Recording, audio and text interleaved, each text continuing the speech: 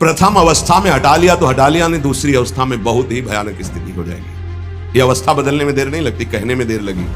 अंतःकरण में इतना महत्व पैदा हो गया कि विकलता हो गई उसके अंदर। अब यही उसके पतन का कारण बन गया।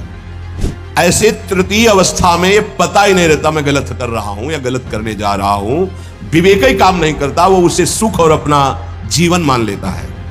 नाम चल रहा है तो विवेक ठीक है, वो बचा लेगा आपको। भगवान का आश्रय लेकर भक्ति करने वाला उपासक बहुत जल्दी विजय प्राप्त कर पाता है इन विकारों पर, अन्यथा मार के गिरा देते। बहुत बड़े विजयी योद्धा हैं, काम क्रोध लोभ मोह मद मत्सर, हरि बचावे। वैसे कहा भी है हरि ने कि मामेवे प्रपद्यन्ते माया में ताम तरन्ति, मेरी शरण में आ जाओ तो बच जाओगे।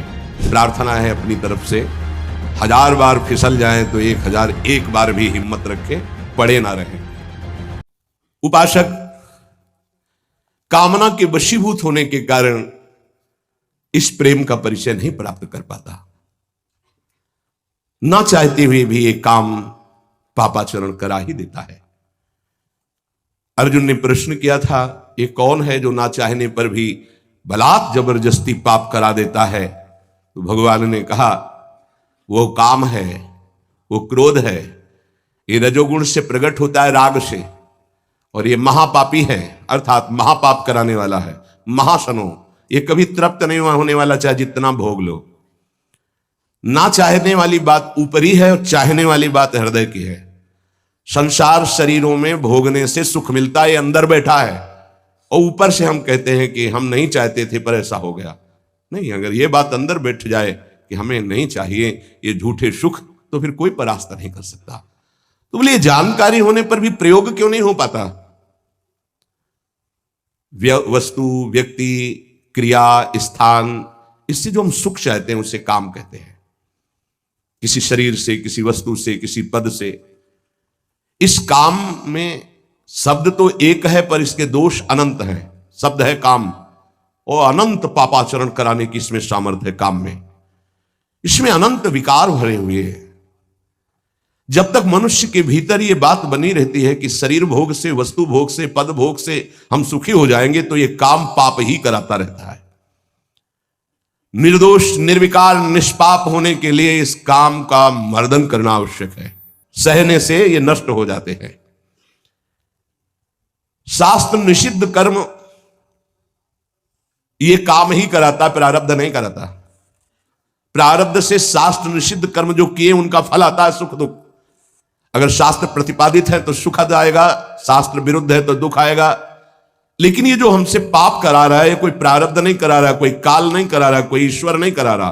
काले कर्म ईश्वरी मिथ्या दोष लगाए, ये हमारी चाहत करा रही, अंदर बैठी है। शरीर के भोगों से सुख मिलता है, ये अंदर घुस के बैठ गया है और यही हमसे पाप करा रहा है।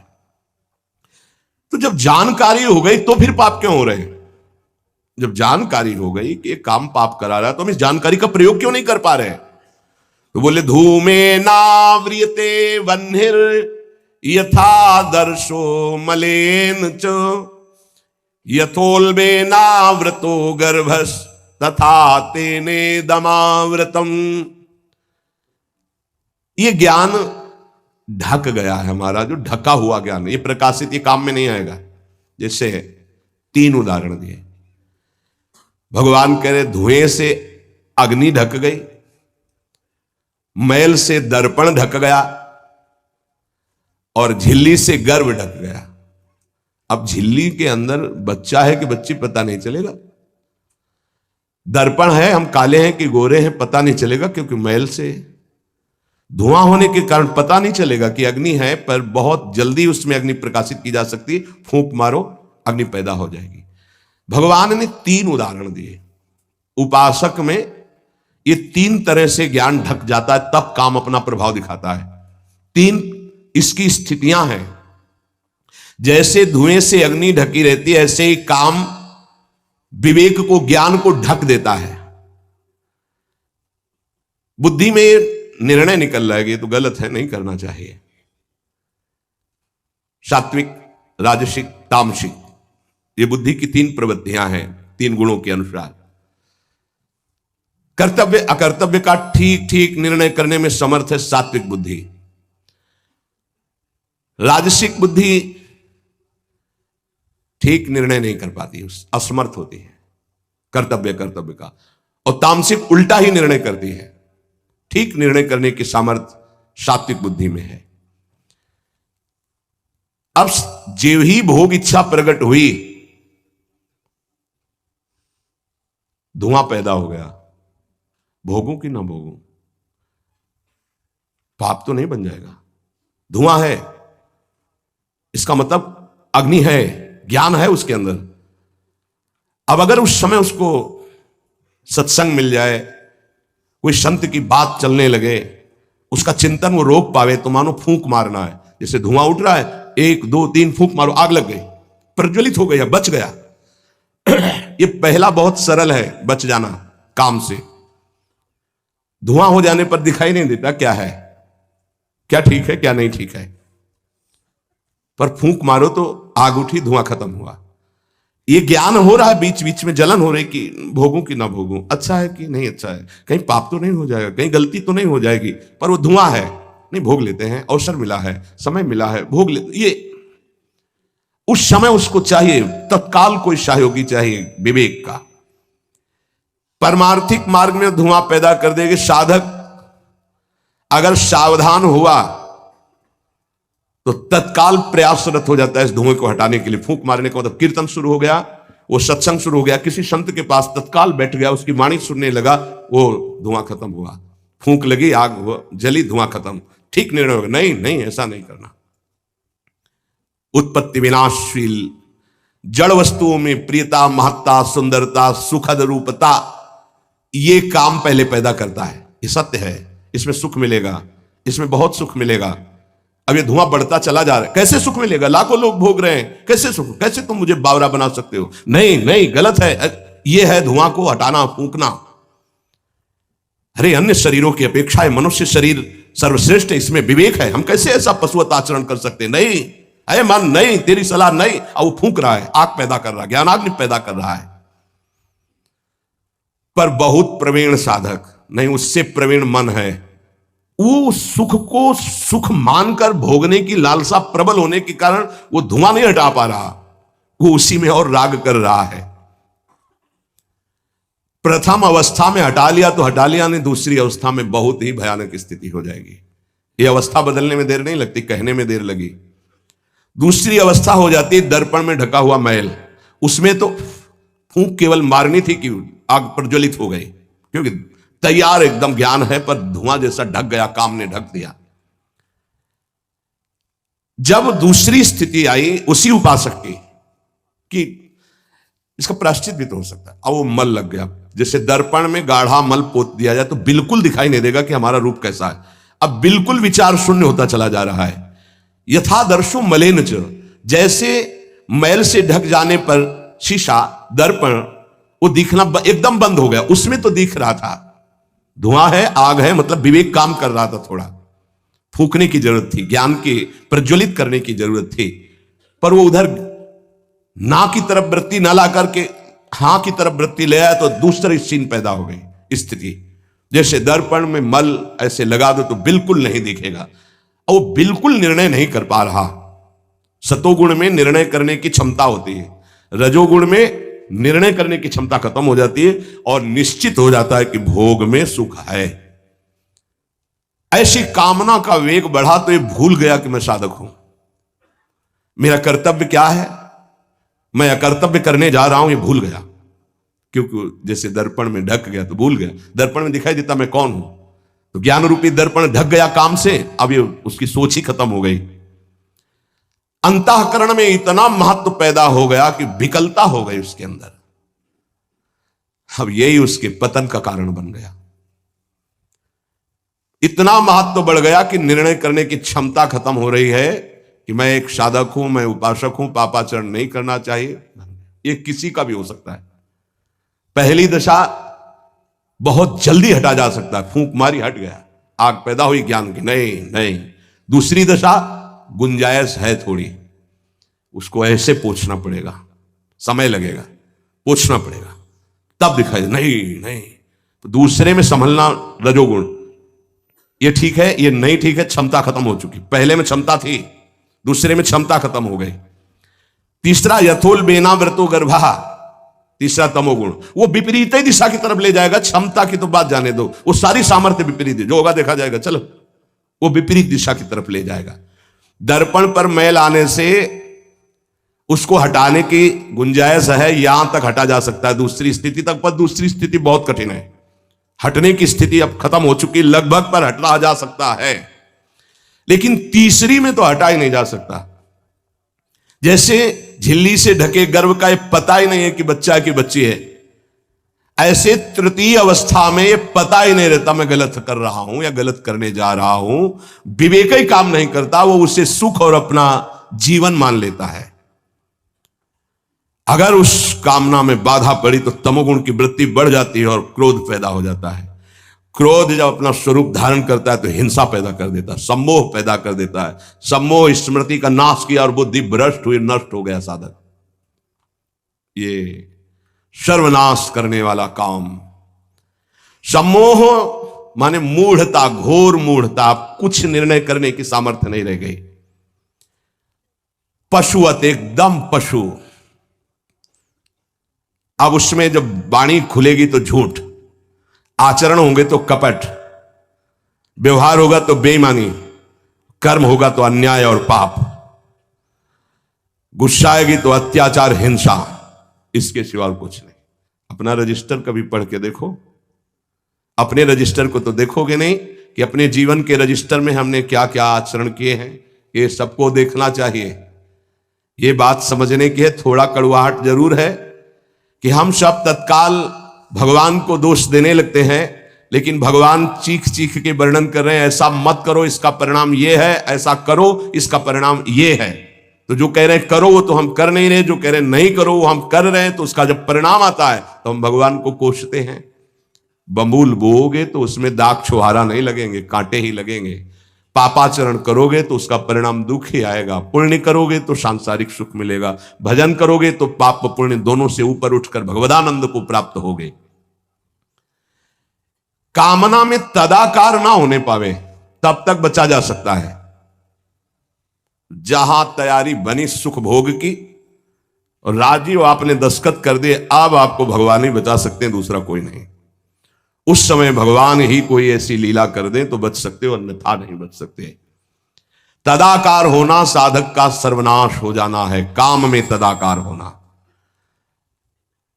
1 2 4 बार अगर आप ऐसी अवहेलना करेंगे तो आपका साथ देगा आपका हृदय और जलेगा, धिक्कार करेगा, बार बार कहेगा गलत है, कान पकड़ेगा, अब की बात नहीं। आगे बढ़ गए, ज्यादा मलिन हृदय हो गया तो आनंदित हर्षित होने लगेगा, आज ये भोगा कल वो भोगूंगा, और वो पापाचरण में हर्षित होकर आगे बढ़ जाता है। ये बहुत बुरी स्थिति होती है। जब तक साधक का हृदय धिक्कार देता है तब तक तो निकलने के चांस रहते हैं कि गलती को गलती मानता है और बार बार कहता है अब नहीं करूंगा। वो विवश होकर गलती हो रही पर वो कह रहा नहीं करो, ये निकल जाएगा, आज नहीं तो कल निकल जाएगा। लेकिन जो राजी हो गया है, जिसने इस महान पाप को, अवगुण को गुण मान लिया है, निकलने की संभावना नहीं है, क्योंकि तदाकार होकर उसी में लग गया है। तथा तेने दमावृतम, कामना और इसकी ये 3 अवस्थाएं हृदय में आती हैं।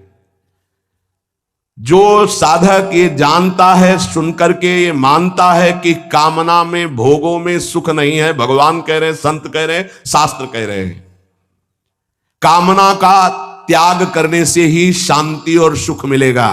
त्यागात् शान्तिरन्तरम्। कामना आते ही फूंक मार दो तो धुआं नहीं बढ़ पाएगा और दूसरी दशा नहीं आ पाएगी, दूसरी स्थिति काम पैदा नहीं कर पाएगा। वो दर्पण में मैल, तीसरी में तो सवाल ही नहीं उठता कि बच जाओ।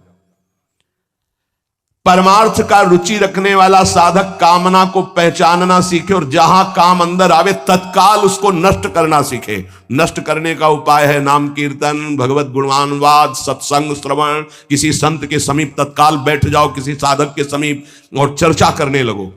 काम की नहीं, भगवत चर्चा। ये भी बताने की जरूरत नहीं कि मेरी स्थिति गड़बड़ है, थोड़ा मुझे कुछ नहीं, उसकी चर्चा नहीं। अगर ऐसा बोले तो उसकी सत्ता दृढ़ होगी। शांत, थोड़ा मन विक्षेप में आया, ऐसा लगा कि आपसे वार्ता करें तो थोड़ी देर आप सुनाइए, गोपी गीत सुनाइए, आप चतुराशी जी का थोड़ा कुछ, आप प्रभु के विषय में कोई सिद्धांत की चर्चा, सत्संग लगा दीजिए, सत्संग सुनने लगिए, एकांत से हट जाइए, बाहर मैदान में आ जाइए। तो किसी भी तरह से आपको उस समय बदलना है, चिंतन बदलना है। भगवान ने काम की 3 अवस्थाओं का वर्णन किया। ये वर्णन करना केवल आपको पहचान बताने के लिए है। कामना शब्द बोलने में देर लगती, बढ़ने में देर नहीं लगती। इतनी तीव्रता से वो प्रथम से दूसरी, दूसरी से तीसरी, और वो क्रिया में उतार देगा। इसीलिए हानि हरिवंश के नाम अंतर पड़े, लाभ हरिवंश उच्चरत वाणी। नाम चल रहा है तो विवेक ठीक है, वो बचा लेगा आपको। कामना के बढ़ने में देर नहीं लगती। कामना बढ़ने पर फिर कोई विचार की गुंजाइश नहीं रह जाती, अनर्थ परंपरा चल पड़ती है। पाप, संताप, दुख, कामना, फिर ऐसा कि आप 100 बार कसम खाएंगे, फिर वहीं फिसल कर खड़े हो जाएंगे। देख लीजिएगा, 1000 बार प्रतिज्ञा करेंगे, एक नहीं 1000 बार, और काम वहीं रौंद के गिरा देगा, पक्का। पहली कदम पर यदि से रोकना सीख गए तो बाहर निकल जाएंगे। और हरि शरणागत है तो निकलना तो पड़ेगा ही, वहां टिकने तो देंगे नहीं। हरि इतने कृपाल है, पक्का जलाकर तुम्हारे हृदय को वहां से भगाएंगे, पक्का भगाएंगे। नहीं नहीं, आज से अब नहीं, ऐसी गलती नहीं करूंगा, ऐसी गलती नहीं करूंगा, हे प्रभु क्षमा कर दो, चलो। और जहां फिर क्षमा हुआ तो फिर वो जब हृदय में उमगन आई तो फिर उधर ही की तरफ भागता है।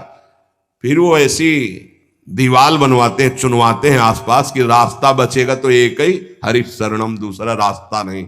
इसीलिए भगवान का आश्रय लेकर भक्ति करने वाला उपासक बहुत जल्दी विजय प्राप्त कर पाता है इन विकारों पर, अन्यथा मार के गिरा देते। बहुत बड़े विजयी योद्धा हैं, काम, क्रोध, लोभ, मोह, मद, मत्सर। हरि बचावे। वैसे कहा भी है हरि ने कि मामेवे प्रपद्यन्ते माया में ताम तरन्ति ते, मेरी शरण में आ जाओ तो बच जाओगे।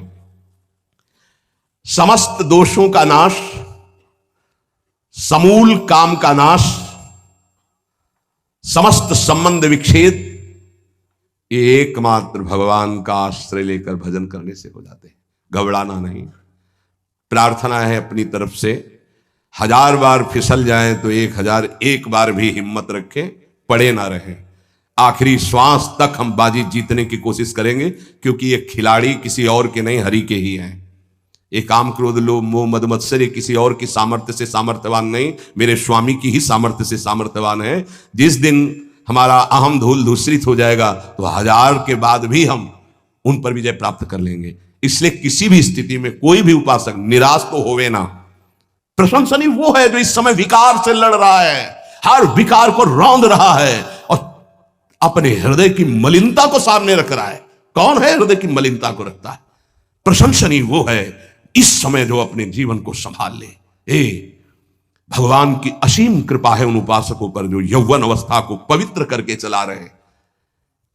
सातरति सातरति सा लोकांतारति। आप प्रभु के लिए इतनी जलन सह रहे हैं ना, वो बहुत कृपाल है, वो देख रहे, एक एक सेकंड का हिसाब होगा।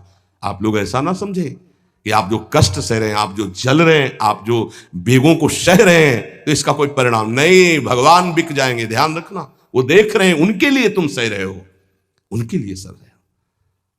समस्त विषयों का आक्रमण साधकों के हृदय में था। वो क्या जाने विषय पुरुष, जो मनाया सो खा लिया, जो मनाया देख लिया, जो मनाया भोग लिया, जो मनाया सूंघ लिया। चलो एक साइड में आके देखो तब तुम्हें पता चलेगा।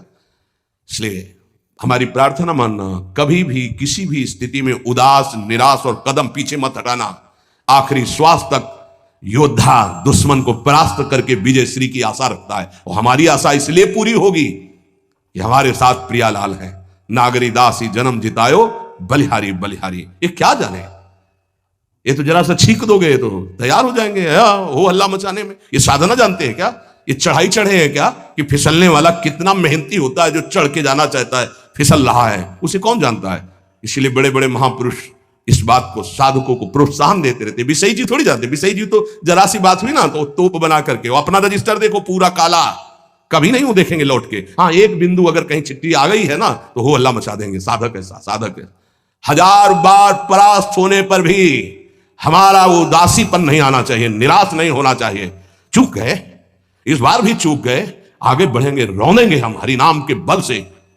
हरस हरिनाम जपत जय। निराशा नहीं आनी चाहिए अंतिम श्वास तक, क्योंकि युद्ध किसी साधारण से नहीं हो रहा। भगवान की शक्ति से संपन्न ये षड विकार हैं, कोई छोटे मोटे। भगवान के पुत्र बने जाकर कृष्णावतार में प्रद्युम्न कौन है? कामावतार। साक्षात काम प्रद्युम्न के रूप में अवतरित हो, भगवान के पुत्र रूप में, ये भगवत शक्तियों से संपन्न है, तो भक्त के ऊपर क्यों आक्रमण करते हैं? उसके अहंकार का नाश करने के लिए, शरणागति पुष्ट करने के लिए। ये अनुभव की बात कह रहा हूं। शरणागति में जहां कच्चाई होती तो वीर योद्धा घेरते हैं आसपास, तो हमारा मन भागता है प्रभु की शरण, त्राहिमाम, तो कहते आओ, हम ही ने तो लगाया है इनको, नहीं हम ना लगाते तो तुम अहंकार से फैल जाते, आओ। सच्ची कह रहे हैं, काम क्रोध लोभ हमारे बड़े सहायक हुए। जब जब ये तीर कमान संधान किए तो भाग पड़े अपने लोग, हरिश शरणम, क्योंकि दूसरा रास्ता ही नहीं है। तो प्रणाम है इनको कि इन्होंने भगवान की शरणागति पुष्ट की, इन्होंने भगवान का आश्रय दिलाया। अगर ये जलाते नहीं तो इधर आना ही नहीं होता। और ये भगवत शक्ति से संपन्न बच सकता है तो भगवत शक्ति संपन्न ही बच सकता है, दूसरे की सामर्थ्य नहीं। हजारों बार यदि हारेंगे तो हमारे अंदर कहीं अहंकार है, इसलिए नहीं, अहंकार रहित पर इनका कहीं किसी भी तरह का प्रभाव नहीं होता। तो अहंकार रहित करने के लिए भगवान इशारा कर देते, देखो प्रश्न करके। तो क्या भगवान भ्रष्ट कराते हैं? वो कहते हैं नामे भक्ता प्रणश्यति, किसी भी स्थिति में मेरे भक्त का नाश नहीं होता। भगवदाश्रय, नाम जप और बहुत सावधानी पूर्वक एक एक मिनट व्यतीत किया जाए। शेष चर्चा आगे। श्री राधा वल्लभ लाल की।